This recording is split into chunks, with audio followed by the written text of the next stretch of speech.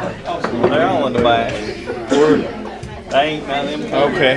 Yeah, the student board member is supposed to be here, so. Okay.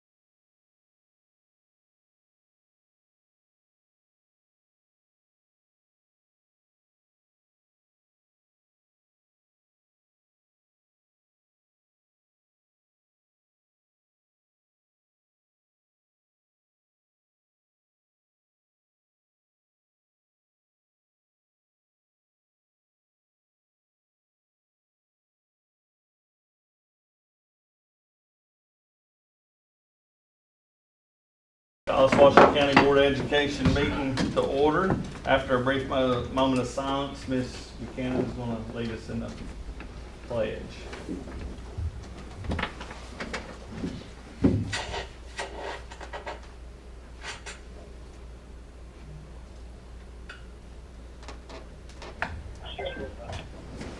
You'll rise.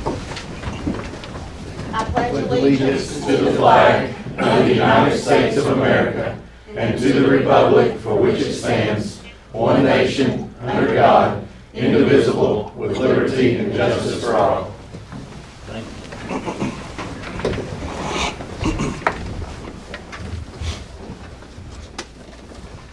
All right, Mr. Boyd. Sure, well, thank you. We have, before you get into your business, we have some important business to do and recognizing some folks. There you go. Thank you. Yeah. So we want to recognize some important people we have in the room this evening. We have two groups to recognize, but we want to begin with one group with some community recognition that was brought to my attention from Mr. Clark from Logan, who leads our grounds crew through our maintenance department. And I just want to read what Logan shared. And and Logan, I'm going to put you on the spot and I want you to introduce your team. But I want to start by reading what Logan shared. So earlier in this fall, Logan sent me this message, sent us this message. I met with Ms. Tina Gale yesterday afternoon to finish up our 2021 tournament season, which was a great success. She informed me that Ridgeview Athletic Complex was selected as the Complex of the Year for the state of Tennessee in the 2021 season by Wcea Softball. This award is sought after by most parks and rec complexes throughout the state, and Logan just wanted to share that with us, and I certainly appreciate you doing that. But more importantly, I want to say directly, I appreciate you and everyone on the team with the support of Mr. Patrick and all the work that you do to maintain not just our athletic facilities, but across all of our school system. It's very much appreciated. It's noticed, the attention to detail that you give to our campuses, and the responsiveness. If there is a question, you try to meet those requests of our principals and of other people. I know it's hard to make everybody happy. I know that firsthand, but I certainly appreciate the work you've done. And from the moment I've come in April of last spring, I've heard positive things and I've witnessed positive things by you and your team. So thank you very much.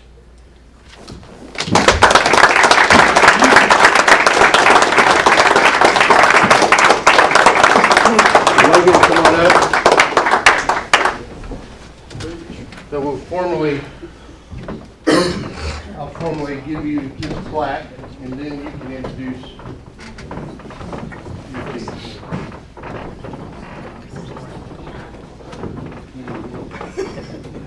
Well, thank the paparazzi today. There you go. We'll then make sure your team gets in there.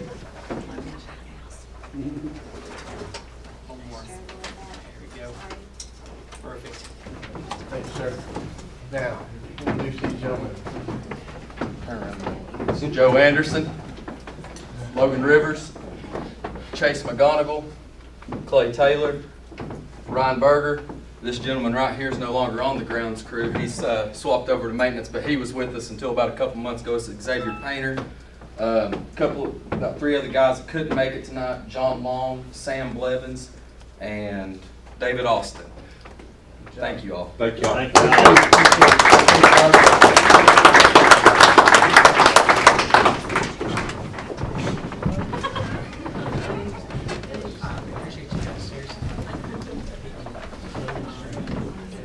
And as I said earlier, you're welcome to stay for the whole meeting, but you're also welcome to slip out the side door. We understand. Long to do that, did it? Certainly.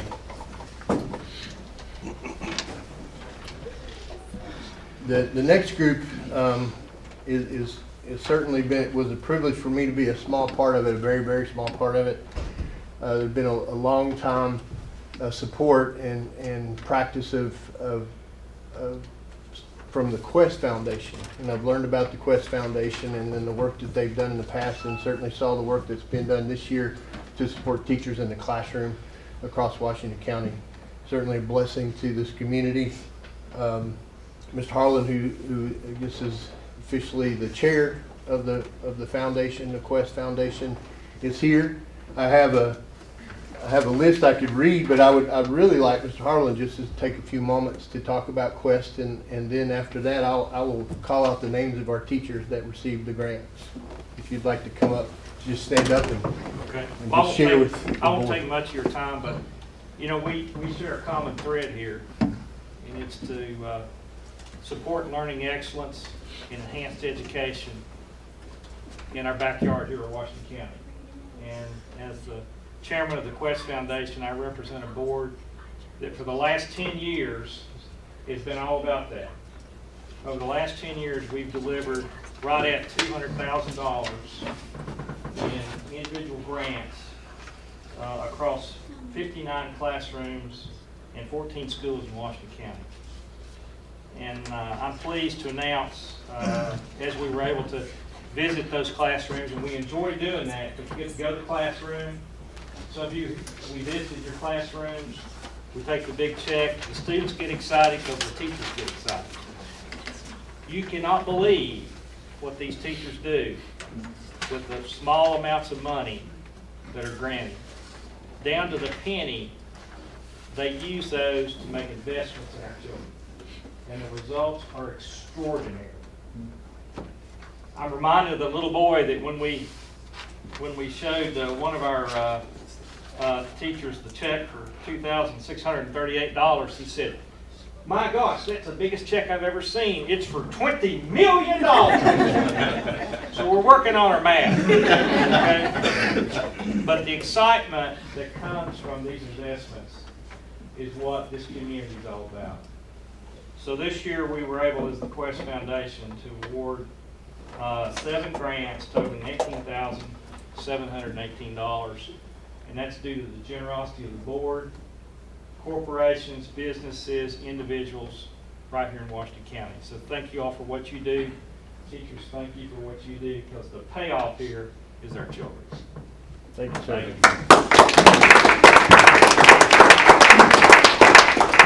And before I take the opportunity to recognize our teachers here that received awards, I know Ms. McKinney's prepared a quick overview video. I'd like to share that with everyone, if you'll pull that up. And then also recognize Ms. McKinney's work in supporting the Quest Foundation, and Dr. Adams as well.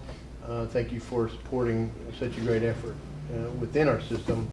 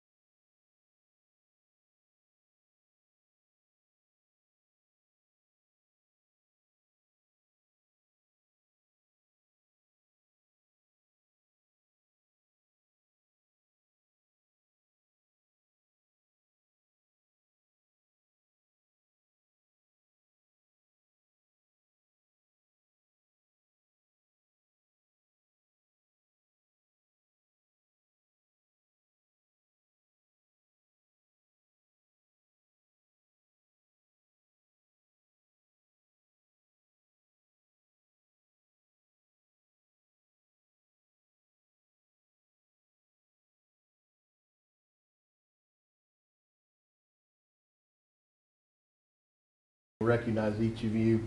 What I'll do is I'll start on the list I have and call out your name and the school, and then also the amount that you received. And if you would, please stand. You don't have to stand the whole time. I'll just go down the list. You can sit down after your name's called, unless you want to stand the whole time. But I just want to start out by, thankful for the Quest Foundation for providing the funds and that kind of support, but also for our classroom teachers that took the initiative to apply for the grants. And then more importantly, once you get the money, I know you're going to do great things with your students. And it's not just about getting the money, it's about utilizing that resource to impact students, and I know all of you will do that. And so I want to thank each of you for that. So we'll start with Ridgeview Elementary School. It's a 4th grade ELA in social studies in the amount of $803.25, and that is Krista McIntyre.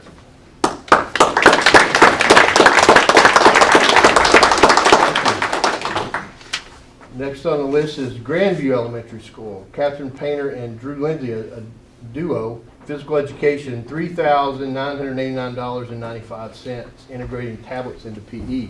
I was hoping you would have your reindeer outfit on. It was a special day apparently when we delivered the check, and she had a reindeer outfit on. She didn't get all of her photos taken with the reindeer outfit. That been great. Jonesboro Middle School, math and science. Let's see, CAMI and other technology applications and resources in her classroom is Christine Barrett.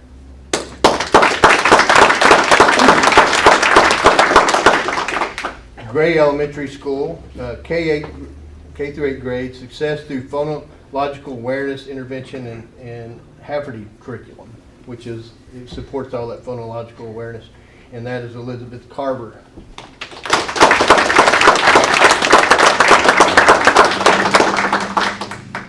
In Ridgeview Elementary School, and this is in art, understanding our visual world through digital art creation, and that's Miss Penelope McMillan.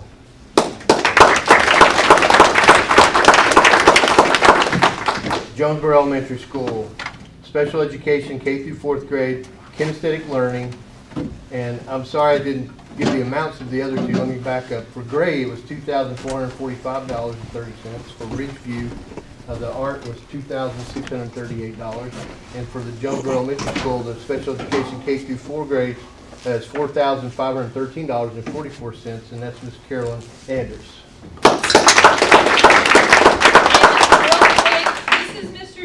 He's my full-time IA, so this kind of went to both of us because we do all of our stuff together with Great. our friends. Thank you. Our last is Jonesboro Elementary School, 1st grade, digging deeper into foundational skills and Head Sprout. And that was in the amount of $1,133.33, and that's Miss Kimberly Osborne.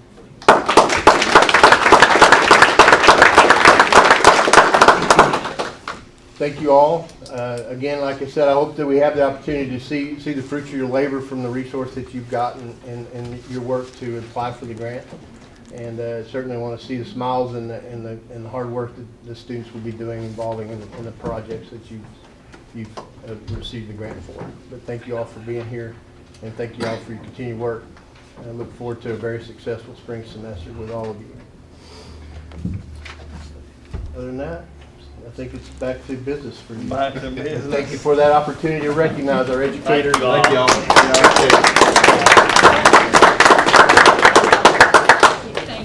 All right, we need a motion to consider the meeting agenda. I'd like to amend that, please, and take off the consideration of the master plan for athletic facilities for Daniel Boone and David Crockett, and move that to the workshop at the end of this month. Please. We need to, That would be a motion to amend the agenda. even though it's under the consent, it doesn't matter, does it? Yeah, you're just taking it out of Okay. off, so you just want to, as presented. Okay, so we just need a second.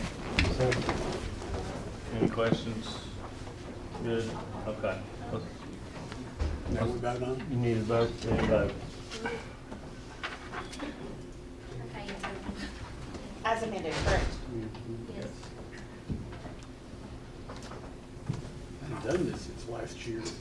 I know it, I was blank for a minute, I'm like, okay. Do it 100 times and every time it's new. All approved. Now we vote on the amendment. As amended. Yes, sir. Correct. You voted to amend the amendment, and then you, now it's passed, now you vote on the agenda as amended. As amended, okay. You got a motion for that? So moved. Second. Okay. No discussion? Let's vote.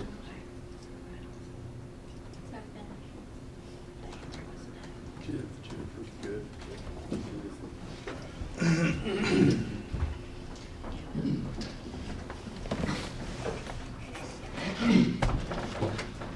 All approved. Okay. Back to you. Thank you. Well, if you would, approval of the meeting minutes from the December 2nd meeting. Okay. Make a motion. Second. All right, a motion and a second approval of meeting minutes for December. Vote. It's open.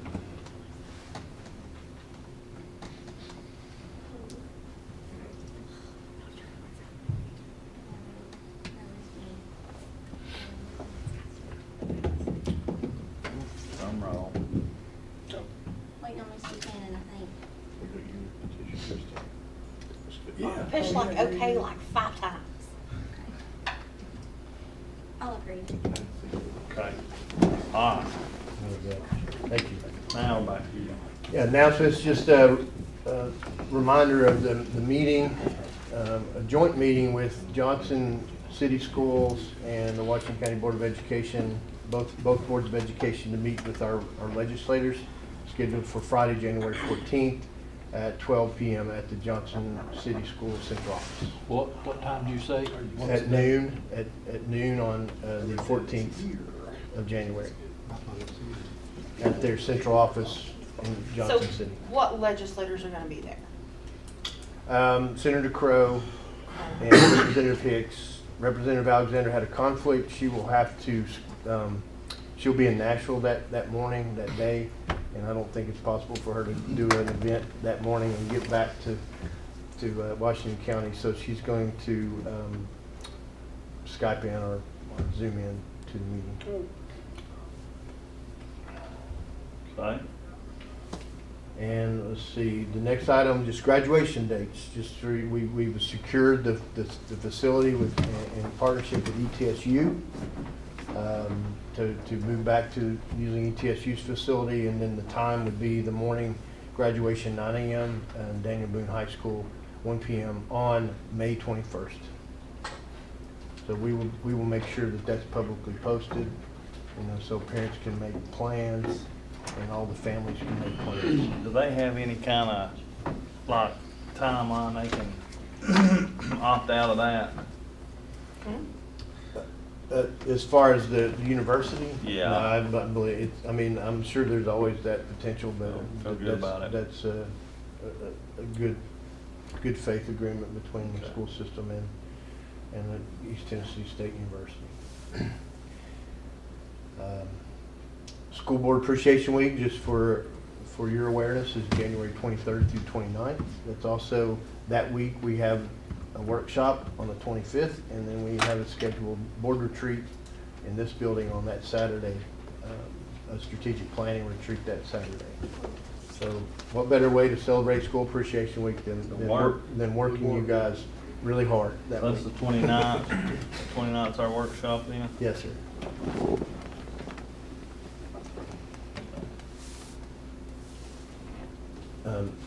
That's the next item, just as a reminder, 9 a.m. to 3 p.m. In this building downstairs, strategic planning retreat.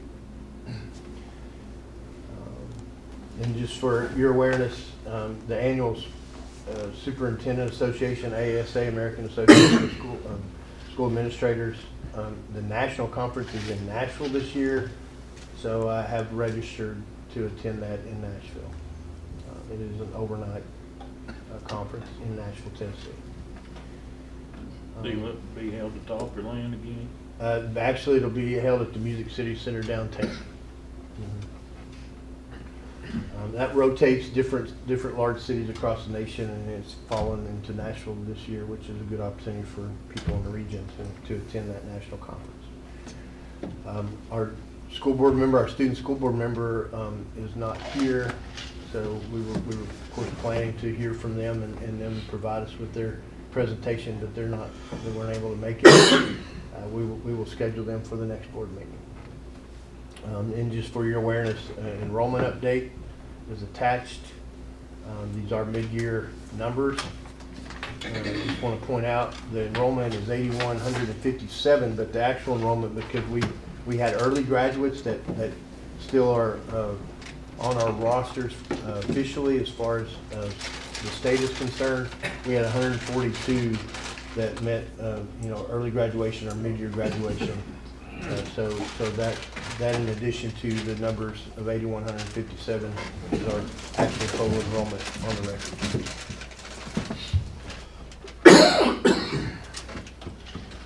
Let's see, moving on back down the agenda. I think that should be what we have left. Enrollment numbers, maintenance report, just for your awareness, we try to provide you updates. Some quick updates with the ionization unit project installation was completed in December officially, so all of those units have been installed and are operational. We also have started the installation of the LED lighting in the schools. Some have already had lights installed, so we're progressing there. And then our work with ESG as far as the HVAC units at the two high schools, all things are in motion there for them to begin with the target completion date for those installations to be before the next school year begins. On your, on the information that you provided, what period of time did those cover? The enrollments? No, I'm sorry. If you were, I didn't know if you were going to go through these next set of charts on the. They're monthly. We ask to provide monthly if there's any update of some month projects, just updated across point in time. Okay. Yeah, no, I wasn't, unless you want me to. I was just, when I looked at them earlier, I just was curious, okay, is that just for the month of December, or as of year-to-date, December 31, or what did the, what we've been providing you is a monthly snapshot, okay. Over a period of a month. Okay. Yeah, each month. Okay. Mr. Boyd. Yes, sir. Two questions, and I just wondered, since we were on the maintenance side, was the soundboards at Lamar. Have we got anything? Never mind. It's an item on action, just for your awareness. We require an action so we can proceed. Okay. Yes, sir. Yes, sir. Yes, that'll be later on. And an item that I skipped over, before I get to the monthly financials for the public safety and for your awareness, I did field trip reports too, is also a monthly item that I provide to you. The monthly financials, unless you have any questions, they're there for your review. It's our accounts payable records, and all the expense reports. Doesn't require board action, it's for full awareness and for public record. Personnel report, same thing. It's for your full awareness and public record of the activity across the past month of our personnel changes. And then our grants report from Mr. McKinney. I do want to point out something in the grant report. We haven't really had a chance to celebrate. We were awarded a pretty significant grant from the state of Tennessee, over $1 million.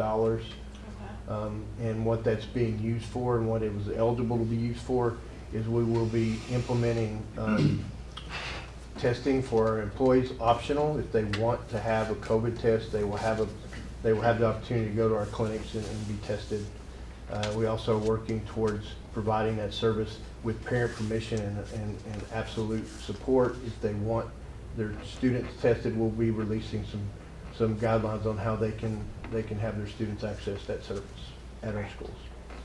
Is that ELC? Yes, sir, epidemiology that's the lab ELC grant. 1.4? Yes, sir. Yeah. And then later on, we've got some Expenditures. purchase order expenditures, which are, I'm assuming, are being funded? Yes, out of that from grant. Okay. Yes.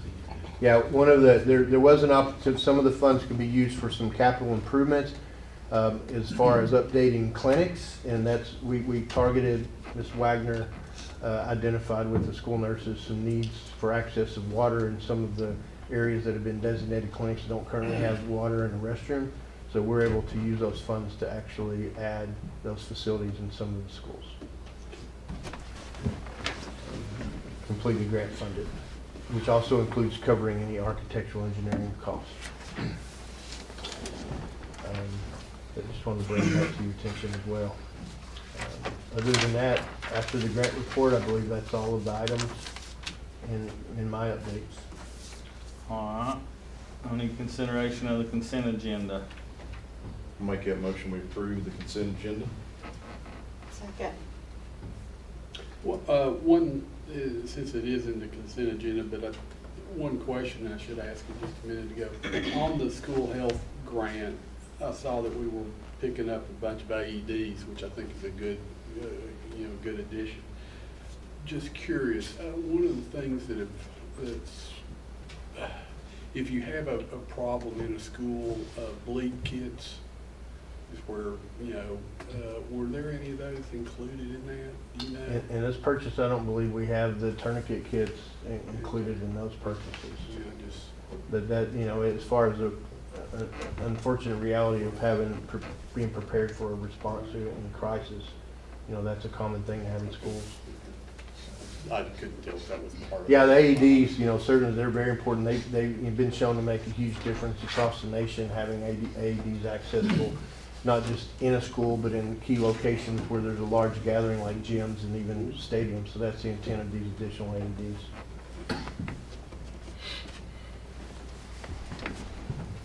All right, vote, Jennifer. It's open.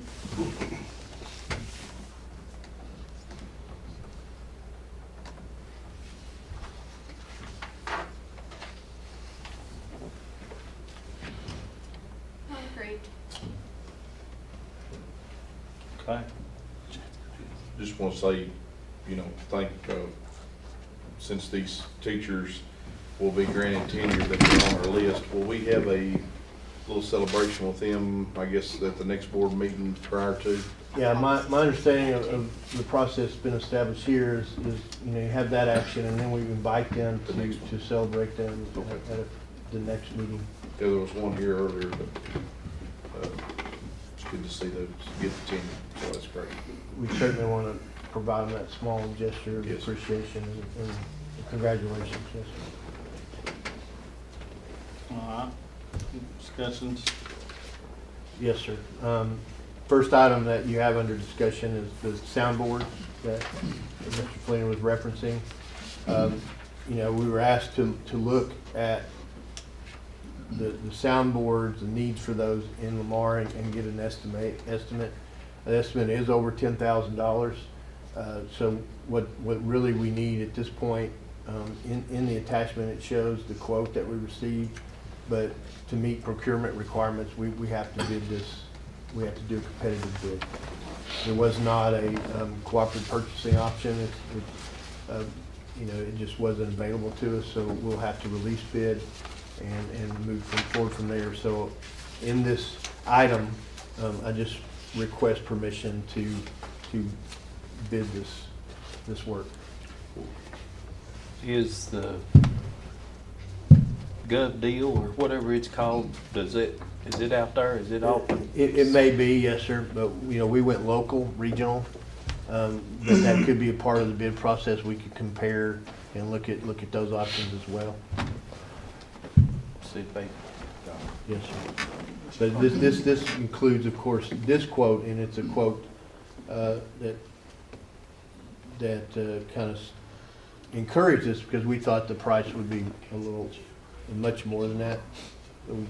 We expected if we bid it out, we hope to hit that target that we see. Is that price installed? Yes, sir. Yes, sir. So definitely need, yes, sir. Make a motion that we approve sending this out for bid.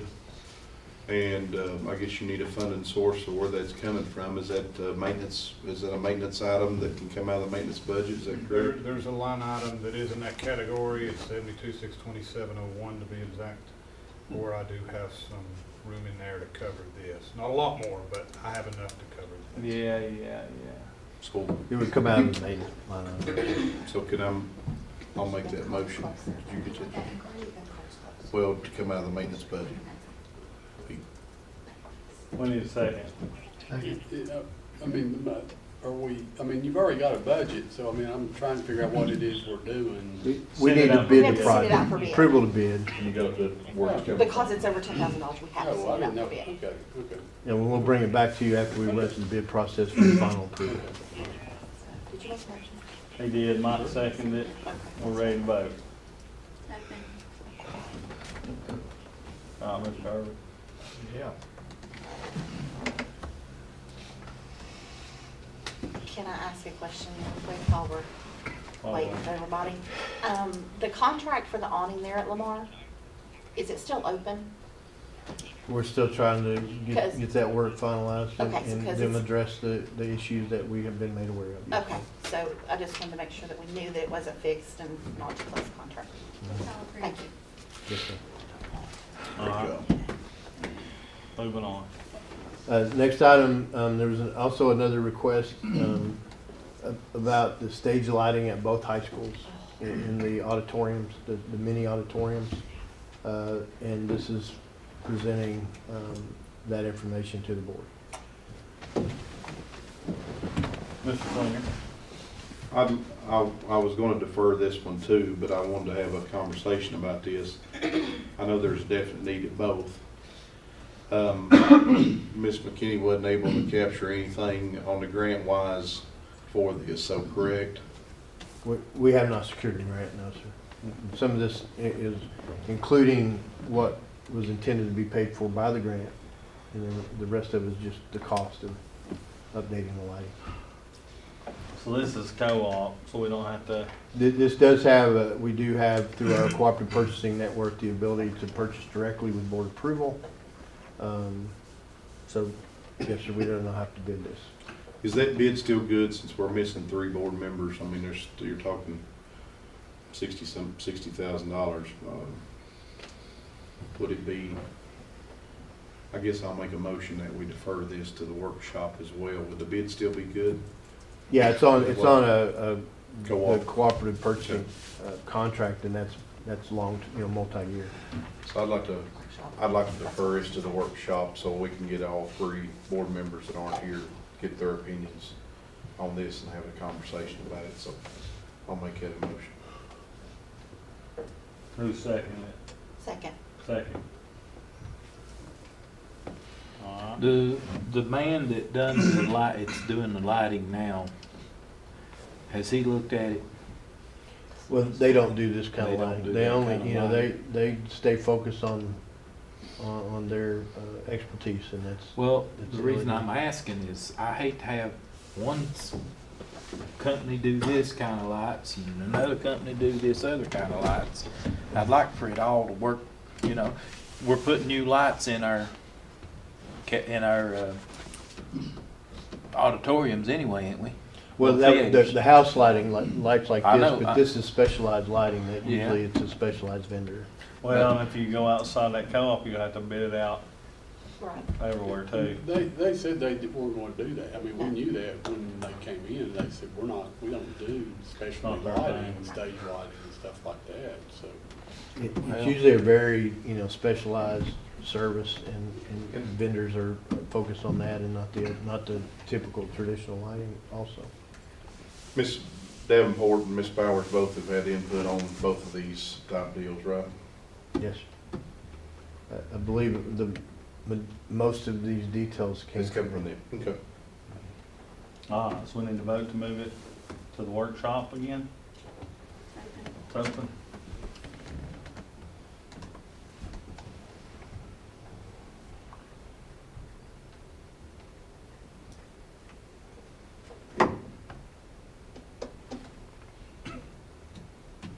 And we've already moved the next one. Approved. Yes, Okay. yes, sir. So we're at 8D. This is just, it's no cost to the district, it's just for transparency to the board and requesting your consideration of approval. What Peach Jar is essentially, we have currently a practice where we serve as almost an advertising agent for community entities. Then they give us flyers and we distribute it. And we're doing a lot of work for them. And this is a service that I have experience using where they still can do that, but parents would, it would become digital. The entities submit and there is a fee associated with a for-profit group. A non-for-profit group, there's options for them not to have the cost with our support. But anyway, they submit to this Peach Jar service. It gets digitized. Parents can subscribe to the service and then they receive the flyers from these entities that advertise. For example, camps for profit, all of those kinds of advertisements that do run through our schools get put in kids' folders. This would just be a way to streamline it and then take the burden off of our schools, actually. That'd be great. Do the parents, do they opt in or opt out? They opt in. Well, the thing about that is I've got certain places that don't have internet, and parents don't have I got a that. phone. Everybody got a phone. I'm glad. I guess. I don't know. I mean, Well, I mean, not being It'd be- selfish, but if it ain't for us, we're paying people to handle all that stuff, and then half of it, that's probably just throw away anyway. Keith raised a good point. I mean, you know, we should be interesting to see. I mean, we've just gotten through a lot of remote learning and a lot of investment by Right Ridge and others in the broadband countywide. So it'd really be kind of interesting to know how many, you know, what percentage of our families truly have no internet. And I mean, I know there are there, but are we talking 40% done, or are we talking 5%? Well, look at how much we spent on the Khajiits Yeah, to get precisely. internet service to those families that don't have it. So, you know, there is I'm sure they're not used everywhere, but, you know, they have that option to come get a Khajiit or whatever it would be. So, And my experience, most of the parents that utilize a service like this, they do get it on their phone. They don't access it on a home computer. They get it on their phone and they either move it to their trash bin in their email, or they read it and access the service that they see in the flyer. But for example, school-related things, schools have the absolute option to continue to send home information that way as well. So it really would not impact those kinds of groups, our school groups. They certainly would be able to put it in this service in Peach Jar, but they also can continue to send it home through paper if they choose. I just need to make sure that they're getting it, one way or another. That's all I'm asking. Out of curiosity, who manages that flyer distribution process? Because, I mean, there are a lot of good groups, there are a lot of groups that you probably wouldn't want to go, but they probably have the right to do that, so. you know, Well, it's- and currently, and it's certainly not a bad thing, it comes through my office. The request to send it to schools. But then ultimately, like I said, it gets to schools, and groups may even make all the copies, but it still falls on the schools to distribute. I think we gotten didn't we get in an argument a couple of, 2 or 3, 4 years ago over like the teachers union and join it or don't join it, and they was sitting there we said, go ahead and, you know, put it out there, and if they want to do it, they can. I can't remember. Do you remember anything about that? This particular service would not apply to our teacher association. They have their mechanisms to inform potential members and current members. Mr. Fleener. I'll make a motion we approve this peach jar agreement.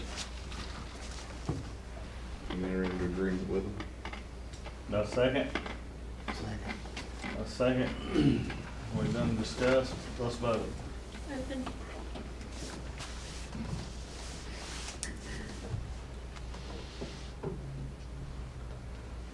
I like how you said it takes the burden off our schools.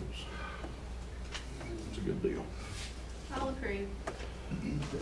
Just to add to that quickly, we can end the agreement at any point. You know, we'll just notify them and end the agreement. We're not, and there's no cost to the board and to the school system.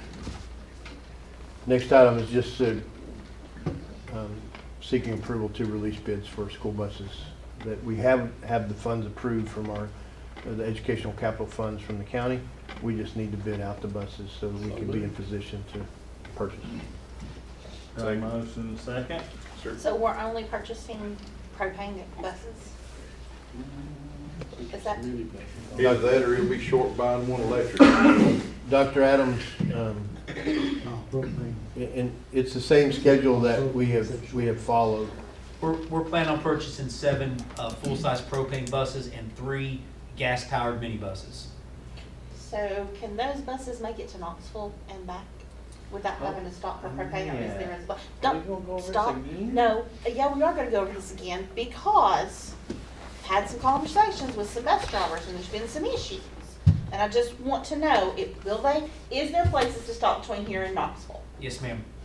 Are they like, so if they went to play football, wherever they go, are those open, I guess, are they conveniently open? Is there? That's my understanding, yes, ma'am. Talking to the people from Blossman Gas, who we purchase our propane Right. from, yes, ma'am. Okay. Stop and get you some food still. I'm all good now. Yeah. Yeah. Thank you, Chairman. Yes, sir. I'd like to amend the motion, and we purchase 3 diesels. Okay, we got a second on that. Oh, Lord. What'd be the cost? I'm sorry, sir. The diesels are a little bit cheaper, I think, aren't they? They're maybe $2,000 or $3,000 less, but again, Mike seconded, didn't you, Mr. Mike? Can't ask questions. Oh, well, I don't know, I'm waiting on a second. Then I'll Maybe second it so we can Well, discuss. Are we, on the propane buses, do we still have any grant funds available? yes, we are in the process of filling out the grant funds. That would help us replace 5 of the 7. Okay. Oh, that's good. So we still get that money. That Right. would just help us replace 7 instead of, only 5 of our diesel buses qualify for the grant funds, but it would still be rolled in, all into it. And then we're done, I mean, will we be done with old diesel buses qualified? My understanding from the people who are from that grant group is that they are going to continue to tweak their grant rules until they can get the diesels off the road permanently in every one of them. But we may be adding 3 more. Think, Okay, just, So, yeah, well, do we have diesel cards that pay for our diesel? We have the fuel man cards that they use that go to Shell Station or Marathon. So does that also cover the propane? There is a mechanism for that they don't really have the fuel man cards, but they have a card system for the propane thing that's set up. And so that's given to like every bus driver, is that right? The ones who are driving the propane. Right. Now, do they have those currently in their hands? I'm not 100% sure of that because we're in the Blossman getting the the card reader system set up for the propane tank at the bus garage is where we're at with the. Okay. But are there a card reader at the places in Knoxville or whatever? There is, there's a card reader. I think it was just, there was some issues with the cards and this, that, and the other. So I think that was the biggest issue. So I was just making sure that there was a plan behind that to make sure that these are appropriate, because I don't want us to run into a big issue. But if it's being fixed, then I don't have a problem with it. I'm good. Well, I'm sorry, but I just don't want to put all of our ducks in one thing. I'd rather go ahead. We got them, so let's see how long they last. But let's get us a few new diesel buses and see what happens there. Mr. Clayton? I would like to, and the reason is because I think there's a little bit more discussion needs to happen, obviously, what we're talking about. But I'd also like to see what we've saved in the month. I know the maintenance, we bought 2 years worth of propane buses the last 2 years, correct? Mm-hmm. I'd like to see what our budget, if we've saved money. I know everything's went up, so don't get me wrong, it ain't based on that. But I'd like to see those figures come back at the workshop. So could we? Do we have enough data? Do we have don't know. long enough to really, I I mean, we ain't think worked we on have it yet. that data, and I think if Tony Roberts Actual was here, data. he would tell you that, and not to put any pressure on the board to make a decision. Our plan is to put these out to bid tomorrow and get them back and get them open, because we have to have that information for the grants. I think it's the day after your board workshop. It's the day before your board workshop. I don't think we'll have, I mean, you ain't really gonna have enough data till you've had them long enough to tear up and fix. We didn't even run them last year. You know, and we've only really used them. May I make a suggestion? Yes, sir. You know, the request is to proceed with the bids for the buses. We can include diesel bus specifications in our release of our bid. It may push back, it may take us another day or so to add that detail. Are you asking to bid out 7 diesel buses and then 7 propane? Well, I just think we bid out, we can do that. I mean, the board makes the ultimate decision on I'm what's just purchased, asking, when I it's can purchased. get We that just need to ready. get the bids out, and then that'll satisfy and meet our requirement to apply for the grant, but we also can see what the diesel buses would cost and give us that option if it does go in that direction. Well, since we have a motion on the floor, should we vote on if we even wanna proceed with Mr. Irvin's option? It's his motion to add 3 diesel buses to the bid.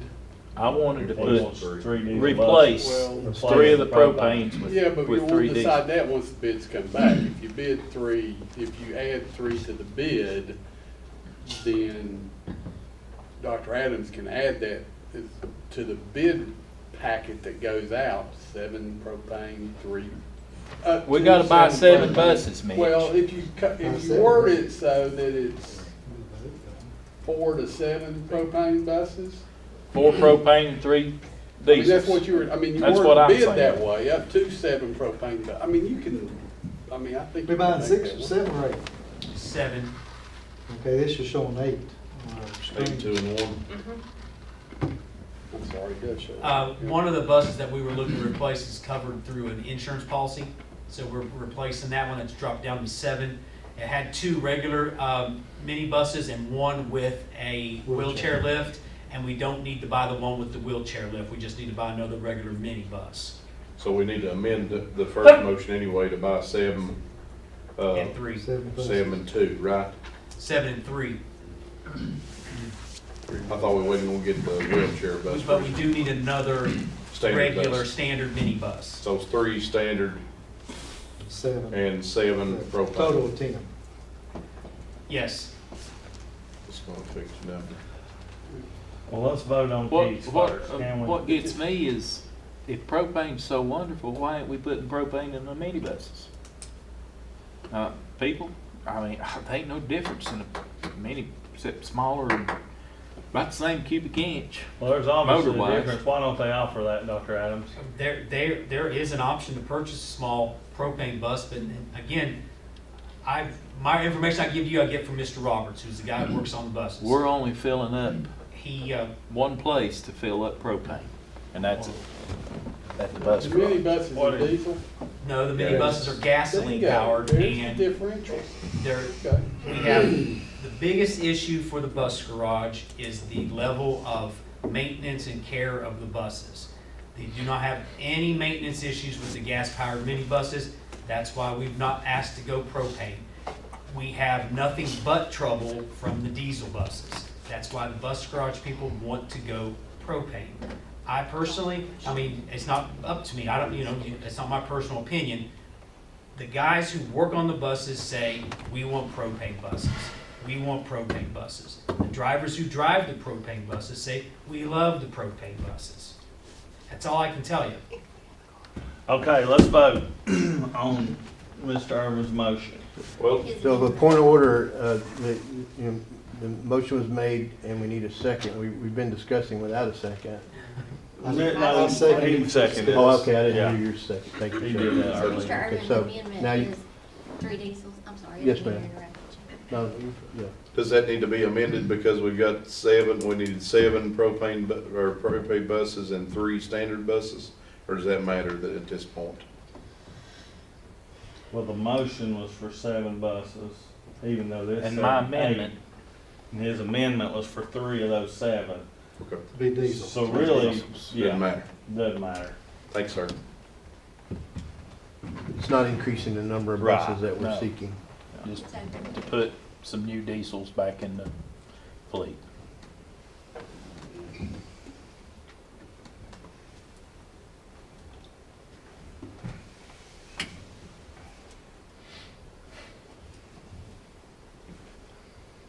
the amendment failed. Okay, now back to the motion, which needs to be amended and corrected. Right. Yeah, Because of dollar wise. Because yes. he's at 7, and really it's But 8. we have an exact amount that we can spend. Okay. The amount that's been appropriated from the capital funds from the county. So is But 946 whether is it's correct? 8 or 9 or 10 buses, we have a maximum amount of funds. Right, but we're getting ready to approve the bidding. Bidding of buses. 7 propane buses and 3 standards. standard minibuses. Yes, sir. Yes, sir. Okay. But the dollar amount is for 8. I think you just leave that alone. It's not to exceed. Right, it'll be less than that because they will get one less bus than what we thought we would need, plus the grant monies. Okay, Yeah, you just- I got you. bids. okay. So, To go to- so Mr. Flanger, you clarify that Yes, sir. motion. Yes, sir. I didn't make it. You did? Who made it? Mr. Mr. Meredith. Mr. Meredith, you Did made I it? make it? I think I did. Well, Yeah. Originally, I think I'll- Mr. make a Meredith motion. made the motion. Okay. I amend that, motion to, 7 propane buses and 3 standard mini buses. To bid, to issue a bid, or to request bids for. Mr. Master second that motion. All right, let's vote. Second.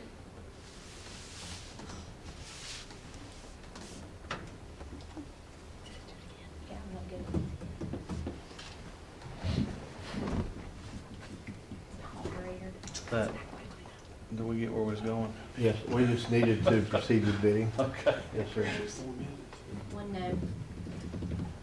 Y'all know who that is. Who was that? Who was that? I'll give you about 5 years and then you're gonna be sick. No. Oh, we'll have a big grill though. It won't be from smell, will it, Chad? It's all right, go ahead. Fresh air. Clean air even if we're not running. Yeah. Propane jumps up there about $4 a gallon. You all are gonna be sitting there. It is now. All right, what we got, Mr. Boyd? Next is, on our agenda is WCEA, upcoming legislative session. Okay. Do we need to take a recess before I start talking? It ain't gonna be that long. How much longer is See how many eyes I can get. You got 4 minutes. If you see me duck out, I'm going to the restroom. I know where you're going. All right, well, I'm Ben Davenport, board members. Most of you all know me already. I'm your WCA representative for tonight. I just have a statement to read to you for our upcoming legislative session. You've already mentioned that tonight, so I'm going to read that statement for you. The upcoming legislative session in Tennessee begins on January the 11th. And as we turn the corner of this year, Tennessee is facing some major education funding changes with the overhaul of the BEP funding structure. Locally, we have 2 individuals who serve on educational committees in Nashville, Representative Tim Hicks on the House Education Committee and Senator Rusty Crowe on the Senate Education Committee. It is my understanding you have the opportunity to meet with our legislators and discuss those upcoming changes and its effects on our district, teachers, and our students. Cultivating a relationship with these individuals may prove beneficial and allow the opportunity for you to provide the needed input our legislators need as they continue to shape and review our funding structure in the weeks and months to come. The more districts that reach out, the greater impact these changes have can have for our teachers and on our students ultimately. I have a handout I want to give you. If I may approach, I feel like I'm in court. How many times you been in court, man? What are you trying to say? Turn off the live stream, Jason. I'm just kidding. Last time we was there, they didn't ask us to approach you.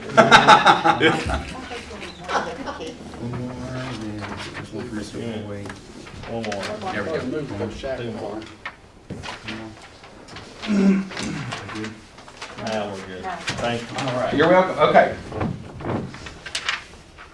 My notes back out here. This funding per pupil is $94.17. That is an average across the state, right? Get pulling that one out here one for you. Yes, that is the average for the state of Tennessee. As you prepare for the meeting, I thought you might find this information helpful. It discloses where Tennessee currently stands in terms of per pupil expenditures. And unfortunately, Tennessee's in the bottom tier, or 46 in the entire nation for that funding. And it also includes in there how our state looks to all the other states around, and comparatively to all the other states around us. The bottom graphic at the bottom of that handout identifies regional and state averages of our local funding and Tennessee's average of per pupil expenditures. And as you can see, we cannot risk the opportunity to remove any funding per student. Doing so will place our state and public school systems further down the line in supporting those academic needs that our students deserve. And we always want to increase funding, but ultimately increase what we're doing for our students, how we're getting there, and how we're making them stronger learners in the end. I'm certain each of you know the importance of BEP funding, the reliability and fiscal sustainability that we place on it everywhere, but especially here in Washington County. The bottom of this sheet also contains your local legislators' contact information, along with their email addresses, but I know you're going to be seeing them here in just a few days, actually. So I thought, this may be, the more you know, the better, right? So when you go in there, the better you can be prepared to talk to them and discuss kind of what's coming down the line. In addition to the funding changes that are coming up at the BEP, another area of great concern is any initiative or bill that would attempt or try to in any form or fashion relate teacher test scores to pay. So I'm going to turn that over to Danielle Mitchell, and she's going to talk to you about that real quick. Hey, I'm missing my podium. It usually hides my phone. I'm a tech-based lady. But anyway, you all know, if you've been on the board for a while, you know that test scores and equating test scores to teachers and pay and funding is an area that I'm very passionate about. And if you haven't figured out, I'm passionate about public education in general. But I'm very passionate about what it comes to using those outcomes for certain things. And so last week in an article in Morristown, Speaker of the House, Mr. Sexton, Representative Sexton, was quoted as saying, "The current system that we have now gives both the same amount of money based on the average number of kids that walk into a school on a daily basis, though there is no incentive other than them wanting to do better." He said there is no incentive for a low-performing school to do better because they are both going to get the same amount of money as long as they have a certain number of students. The comments here by Mr. Sexton, look at me on my phone. The comments here by Mr. Sexton have some fundamental flaws.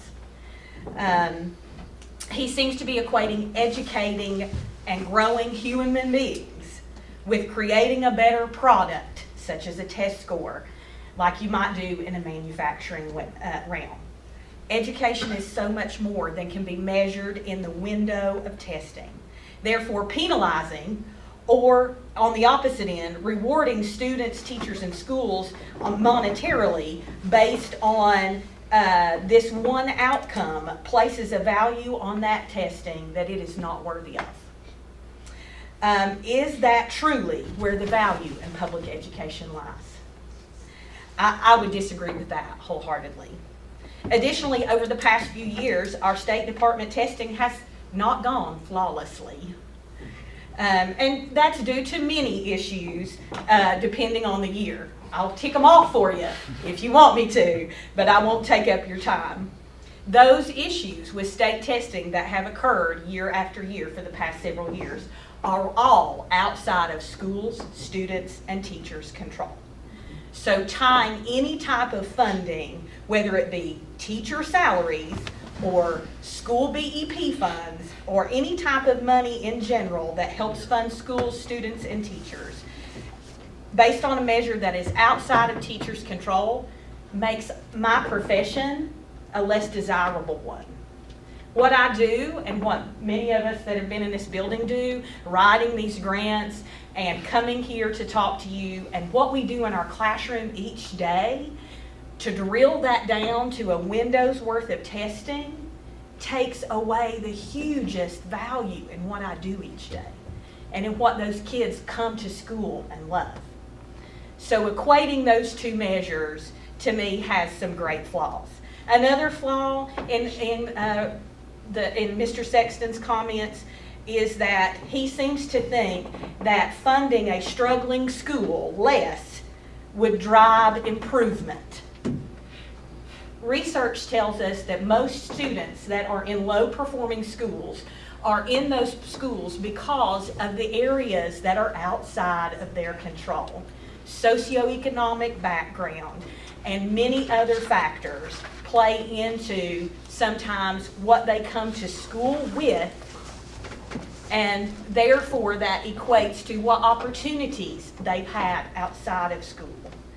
So when we say funding them less would drive them to do better, to me I say those schools in those areas that might be struggling because of all these factors outside of here, wouldn't you want to fund them more?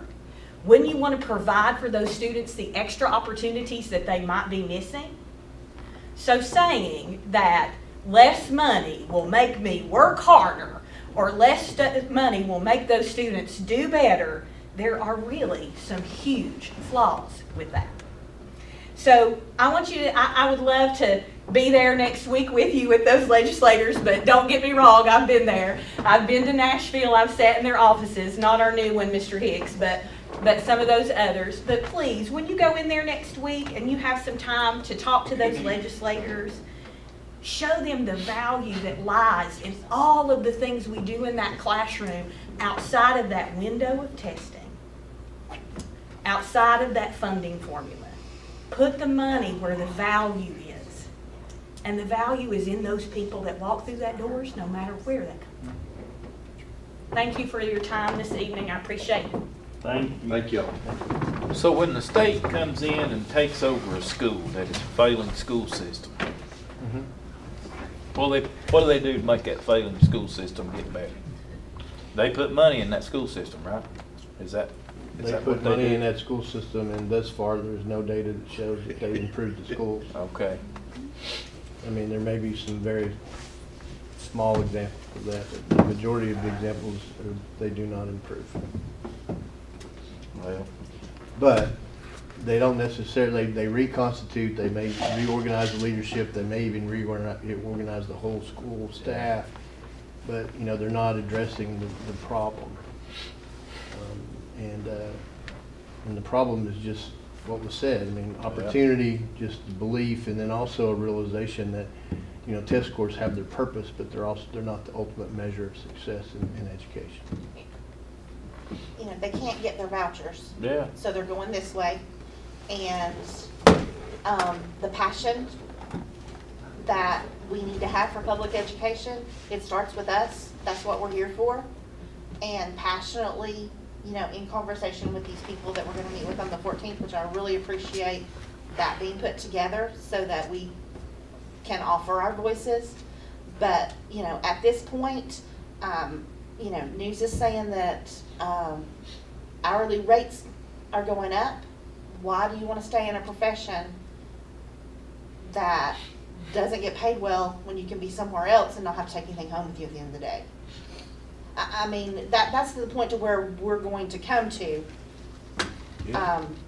So, I will say our representatives had a chance, having a chance to meet with them since I've joined the team. I mean, we're very blessed with our representatives. absolutely. Senator Crow, they listen. They certainly have the children and our teachers and our community's best interests at heart, and they represent us well. So look forward to that conversation, and look Yes. forward to answering any questions that they have during this legislative session, that if they need any kind of support and clarification. Well, but as, you know, in order to move the numbers on that chart anywhere, as we told Representative Hicks and others, it's going to require the state of Tennessee to make an effort to put more funding in the education. So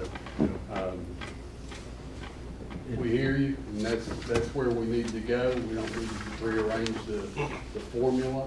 We need to actually put more stuff into the pot.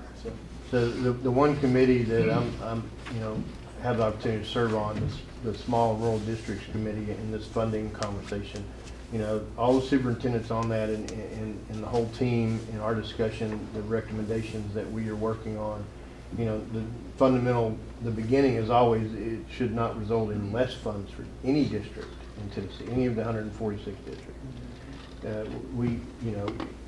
Being 46, we've been 46 for a long time in funding in Tennessee. Our teachers, our educators, our boards and school systems have moved us performance-wise to a much different place over the years, but the funding ranking has stayed the same. So, I think we hope the conversation is good, but I guess the contingent is, or the expectation is, the funding will not be less for any district. It's an opportunity to really invest in our students and our teachers across the state and our communities. And Tennessee has the opportunity to put their values in place as far as funding. All right, anything else, Jennifer? No, I'll be contact, do not forget to do your But anyway, evaluation. by Hey, Friday. Before we dismiss, I just want to say thank you for Commissioner Ford for his support in the school systems. I mean, he, for years, has been a good commissioner to our county and always supported public education, and he's deeply going to be missed. So just want to say that before we let go tonight. Yes, sir. I want to say that I took a shower this morning, or tonight, and I don't have nobody sitting beside of me over here, so I do smell pretty good. So, Well, I'm sure they hate they missed it. And we pray that they're all okay. Important update that Ms. Moore reminded me I failed to share with all of you. The 25th of January, our scheduled workshop.